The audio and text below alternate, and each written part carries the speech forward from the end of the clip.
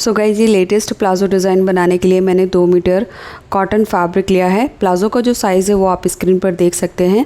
हालांकि वीडियो देखकर आप अपनी साइज़ से भी बना सकते हैं। साथ में मैंने ये कॉटन की लेस ली है। ये लेस सॉफ्ट है तो आसानी से ये इस तरह से घूम जाएगी। तो यहाँ पर जो लेस है वो हमारी प्लाज़ो में भी लगेगी एंड कुर्ती में भी। एंड इसके साथ जो मैंने कुर्ती बनाई है उसके लिए मैंने 3 मीटर फैब्रिक लिया है। कुर्ती का वीडियो आपको मेरे second channel Zaidi trendy fashion पर मिल जाएगा और लिंक मैं इस वीडियो के डिस्क्रिप्शन बॉक्स और पिन कमेंट में दे दूँगी। अब चलिए प्लाज़ो की कटिंग करते हैं। तो यहाँ पर हमारा जो 2 मीटर फैब्रिक है उसको किनारे वाली साइड से हमने इस तरह से मिलाकर रखना है। उसके बाद हम इसको 4 फोल्ड कर लेंगे। 4 फोल्ड करने के लिए हम अपने हिप का जो मेजरमेंट है वो लेंगे। जितना भी हमारा हिप का फुट पार्ट है उसमें हमने 5 से 6 इंच प्लस कर लेना है। तो लूजिंग आप देख लीजिए आपको कितनी चाहिए।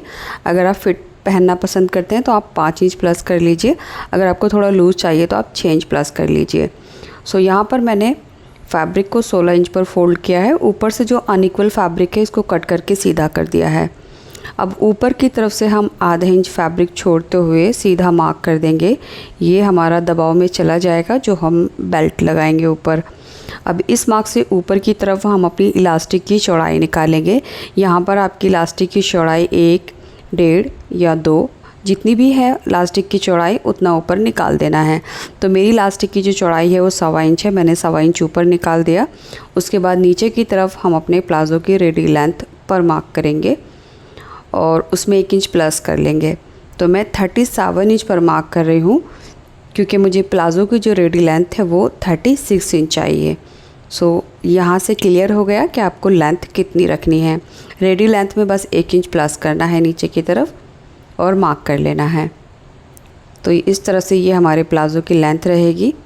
अब जो नीचे वाला मार्क है ये वाला, इस मार्क से ऊपर की तरफ हमने अपना जो प्लाज़ो का डिज़ाइन बनाना है, जो नीचे हमारा ओवरलैप डिज़ाइन है उसकी लेंथ कितनी रखनी है वो यहाँ पर हम देख लेंगे। तो आप 9 इंच तक की लंबाई ले सकते हैं और अगर आप इससे कम करना चाहें तो कर सकते हैं। 9 इंच से ज़्यादा ना करें। तो मैं यहाँ पर नीचे वाले मार्क से ऊपर की तरफ 6 इंच निकाल रही हूँ। ये देखिए 6 इंच पर मैंने मार्क कर लिया है।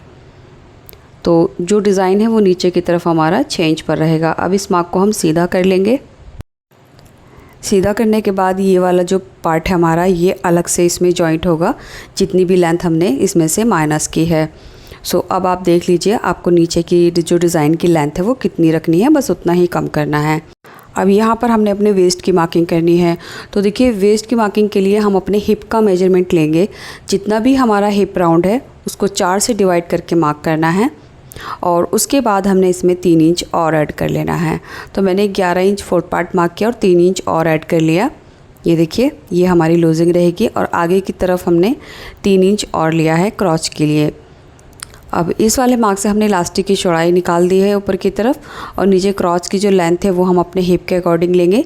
हिप का फुट पार्ट प्लस 2 इंच करके आगे की तरफ हमारा ये 3 इंच है जिसमें हमने क्रॉच की गोलाई देनी है।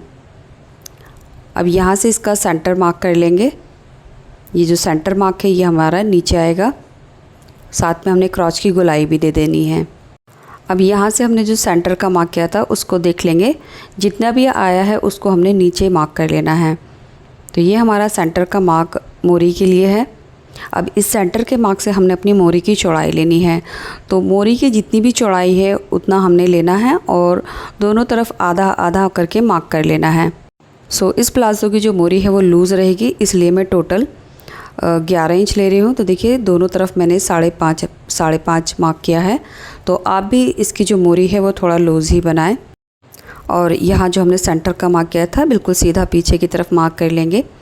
अब हमने लेग शेप पर लिया है जिसकी हेल्प से हमने ये साइड के मार्क कर लेने हैं। तो पट्टी को हमने इस तरह से रखना है और मार्क कर देना है। इस साइड में हमने हल्की सी गोलाई देनी है पट्टी की हेल्प से। आप इसको फ्री हैंड से भी मार्क कर सकते हैं। तो यहाँ पर जो है वो कॉर्नर नहीं बनना चाहिए, इसलिए हमने यहाँ पर इस तरह से गोलाई देनी होती है। ये देखिए इस तरह से। तो इस वाली शेप से जो प्लाज़ो है वो बीच में से ऊपर की तरफ नहीं जाएगा। अब देखिए जो फ्रंट का जो क्रॉच है वो 1 इंच डाउन रहेगा। तो यहाँ से नीचे की तरफ हम 1 इंच मार्क करेंगे और फिर से मैं लेग शेपर की हेल्प से यहाँ पर मार्क करूँगी। तो ये वाला जो मार्क है ये हम हल्की सी गोलाई में करेंगे आप चाहें तो डायरेक्ट इंच टेप से भी कर सकते हैं, बट अगर हम इस तरह से हल्का सा नीचे की तरफ गोलाई देते हैं तो जो शेप है वो कमर की फिटिंग की बहुत अच्छी तरह से आती है। अब हमने मार्किंग के अकॉर्डिंग इसकी कटिंग कर लेनी है। ये देखिए कटिंग हो चुकी है और उसके बाद जो हमारा फ्रंट का क्रॉस था उसकी जो 2 लेयर है उसमें हमने कटिंग करनी है इस तरह से। अब यहाँ से हमने लगभग 1 इंच पर मार्क नीचे तक कर लेना है। तो ये जो मार्क है हम फ्रंट में ही कर रहे हैं जहाँ पर हमने 1 इंच क्रॉच डाउन किया है। तो यहाँ भी हम सिर्फ 2 लेयर ही कट करेंगे। साइड से हमने 1 इंच मार्क किया नीचे तक और इसकी कटिंग कर लेनी है। तो ये हमारा जो है वो फ्रंट वाला पार्ट है जिसका क्रॉच डाउन किया है और साइड से 1 इंच हमने कट कर दिया है। आप चाहें तो इसके ऊपर मार्क भी कर सकते हैं। तो देखिए ये हमारा फ्रंट है और ये हमारा बैक है। अब देखिए फ्रंट वाले पार्ट में से जो हमने साइड से 1 इंच कम किया है, तो बैक वाला जो पार्ट है वो फ्रंट में सिलाई करने के बाद कुछ इस तरह से आ जाएगा। ये देखिए इस तरह से। अब बॉटम में डिज़ाइन बनाने के लिए हमने कपड़े को 4 फोल्ड करके लिया है। इसकी जो लंबाई है वो मैंने 6.5 इंच ली है, आधा इंच एक्स्ट्रा। उसके बाद हमने यहाँ से इस तरफ गोलाई देते हुए मिलाकर मार्क कर लेना है और इसकी कटिंग कर लेनी है। इसकी गोलाई कितनी ली है वो मैं आगे आपको बताऊंगी। ये सेंटर के हमने नॉचेस लगा लिए हैं। अब सिंपली हमारे पास ये 2 पीस हैं। अब इनको हमने नीचे की तरफ जहाँ पर गोलाई है यहाँ पर 1/4 इंच फोल्ड करके सिलाई लगा लेनी है। उसके बाद हमने इसके ऊपर लेस लगानी है। तो लेस मैं नीचे से लगाऊंगी इस तरह से। अब हमने प्लाज़ो की स्टिचिंग करनी है, तो दोनों के क्रॉच को पहले हमने आधा इंच का दबाव लेकर सिल देना है इस तरह से। तो ये हमारा बैक वाला पार्ट है। बिल्कुल इसी तरह से फ्रंट का क्रॉच भी हमने स्टिच कर लिया है। अब दोनों की सीधी साइड अंदर की तरफ रखेंगे और साइड से हमने यहाँ पर आधा इंच का दबाव लेकर सिलाई लगा देनी है इस तरह से। ये सिलने के बाद हमने इसकी इनर वाली साइड की जो सिलाई है वो भी लगा देनी है। सो इस तरह से हमने दोनों साइड में सिलाई लगाकर अंदर वाली सिलाई भी लगा ली है। अब हमने इसकी बेल्ट बनानी है।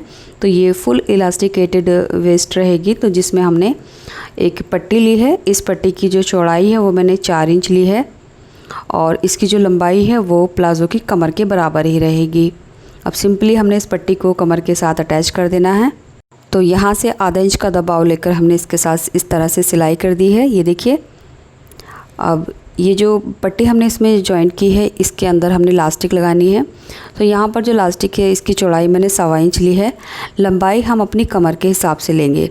देखिए इसकी जो कमर है वो 34 इंच है, तो 34 में से मैंने 4 इंच माइनस कर दिया है और 30 इंच की लंबाई इलास्टिक के लिए है। अब आपकी कमर का जो भी साइज़ है उसमें से बस आपको 3 से 4 इंच माइनस करना है। जो भी लेंथ बचेगी उतनी ही लंबी आपको इलास्टिक लेनी है। इसके बाद हमने इसके दोनों सिरे सिल देने हैं और जो हमने ये पट्टी लगाई है इसको नेफ़ा फोल्ड करते हुए हैंड टू हैंड हमने इलास्टिक इंसर्ट कर देनी है। आप चाहें तो नेफ़ा फोल्ड सिलने के बाद भी इलास्टिक इसमें डालकर सिलाई लगा सकते हैं। तो यहाँ पर मैंने इलास्टिक डाल ली है और बीचों बीच भी इसके सिलाई कर ली है। ये देखिए इस तरह से हमारा प्लाज़ो रेडी हो गया है। अब इसके जो बॉटम है उसमें हमने डिज़ाइन करना है। तो ये वाली जो साइड है ये हमारी फ्रंट वाली साइड है। फ्रंट वाली साइड मैंने ऊपर रखी है और उसके बाद जो 2 हमने ये हाफ़ सर्कल कट किए थे इसको हमने नीचे से देखिए बारीक करके सिलाई लगा ली है और उसके बाद इसके नीचे हमने लेस लगा ली है। अब इसको इस तरह से रखना है। तो दोनों पीस को हमने बिल्कुल इसी तरह से तैयार करना है। इसके बाद मैं आपको दिखाती हूँ इसकी लंबाई मैंने कितनी ली है। ये देखिए जितनी भी हमारे प्लाज़ो की मोरी है उससे 2 इंच एक्स्ट्रा मैंने इसकी गोलाई ली है। यानी आप इस तरह से समझ लीजिए हमने इसकी लंबाई अपनी मोरी की लंबाई से 2 इंच एक्स्ट्रा ली है। ये दोनों डबल फोल्ड करके रखे हैं। तो 2 इंच हमने एक्स्ट्रा लेकर कट किया था, बट सिलने के बाद ये हमारा 1.5 इंच बचा है। दोनों साइड से आधा आधा इंच चला गया है, तो ये 1.5 इंच बचा है। सो इस तरह से बस आपको 2 इंच एक्स्ट्रा लेना है अपनी मोरी की चौड़ाई से। बाकी जो लंबाई है वो उतनी ही लेनी है जितना आपने प्लाज़ो कट करते हुए लेस किया है। अब अंदर वाली स्लाइड से हमने ये सेंटर का पार्ट इस तरह से रखना है और इस पर सिलाई लगानी है। ये देखिए। तो ये जो सिलाई है ये हम फ्रंट से करेंगे और बैक की तरफ घुमाते हुए लेकर जाएंगे। तो यहाँ पर देखिए फ्रंट वाली साइड जो है प्लाज़ो की वो मैंने ऊपर रखी है पहले हम यहाँ से सिलना स्टार्ट करेंगे और उसके बाद पीछे की तरफ सिलाई इस तरह से करेंगे, ऐसे करके। तो चलिए मैं आपको सिलकर दिखा देती हूँ। प्लाज़ो की जो सीधी साइड है, जो आगे का है फ्रंट का पार्ट, वो मैंने ऊपर रखा है, ये देखिए। अब हमने नीचे वाला पार्ट लेना है। सेंटर को मैंने अंदर वाली सिलाई यानी जो इनर लेग की सिलाई होती है वहाँ पर मिलाकर रखा है। अब हमने फ्रंट वाली साइड से सिलना स्टार्ट करना है, ये देखिए यहाँ से। तो सिलाई के लिए वही हम आधा इंच जो मार्जिन है हमारा वो लेंगे। तो नीचे का जो पार्ट था उसकी लेंथ मैंने 6 इंच माइनस की थी, बट इसकी जो लेंथ है वो मैंने 6.5 इंच ली है। तो यहाँ पर आधा इंच का हमारा दबाव में इस तरह से चला जाएगा। अब ये जो सेंटर है हमारा, ये देखिए साइड की सिलाई और ये एक दूसरे के सामने आ गया है।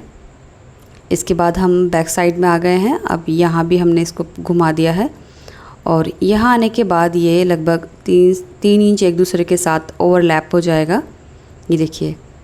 अब यहाँ पर दोनों साइड के जो एजेस हैं वो लगभग 3 इंच एक दूसरे के साथ ओवरलैप हो गए हैं जहाँ पर हमने सिलाई की है। ये देखिए दोनों एक दूसरे के ऊपर लगभग 3 इंच रहेंगे।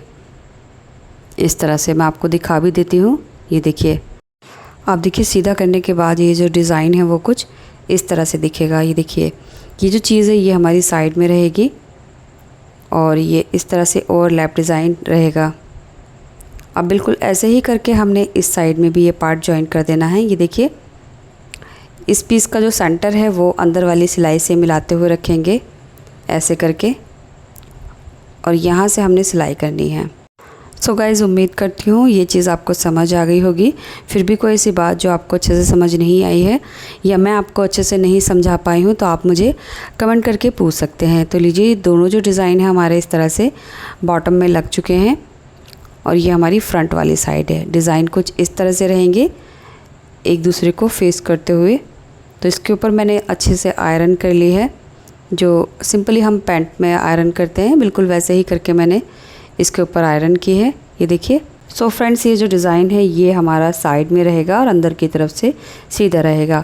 इस प्लाज़ो के साथ मैंने ये अंगरखा स्टाइल कुर्ती बनाई है। इस कुर्ती की वीडियो आपको मेरे second channel Zaidi trendy fashion पर मिल जाएगी, या फिर इस वीडियो के पिन कमेंट और डिस्क्रिप्शन बॉक्स आप चेक कर लेना। तो ये ओवरलैप स्टाइल प्लाज़ो की मुझे काफ़ी रिक्वेस्ट आ रही थी। इंस्टाग्राम पर ये डिज़ाइन काफ़ी ट्रेंडिंग में है। सो अगर आप भी कोई भी अपनी पसंद की वीडियो बनवाना चाहते हैं तो आप मुझे Instagram page Zaidi trendy fashion पर फॉलो कर सकते हैं। बनवाना चाहते हैं तो पेज का लिंक आपको ज़रूर फॉलो करें। इंस्टाग्राम का जो लिंक है वो मिल जाएगा इस वीडियो के उम्मीद करूँगी ये वीडियो आपने अब तक लाइक कर दी होगी। चैनल सब्सक्राइब नहीं किया है कटिंग स्टिचिंग प्लीज़ चैनल को भी सब्सक्राइब कर लीजिए। एंड अगर आप इस कुर्ती की कटिंग स्टिचिंग वीडियो देखना चाहते हैं तो यहाँ एंड स्क्रीन पर क्लिक करके भी आप देख सकते हैं। Thanks for watching this video.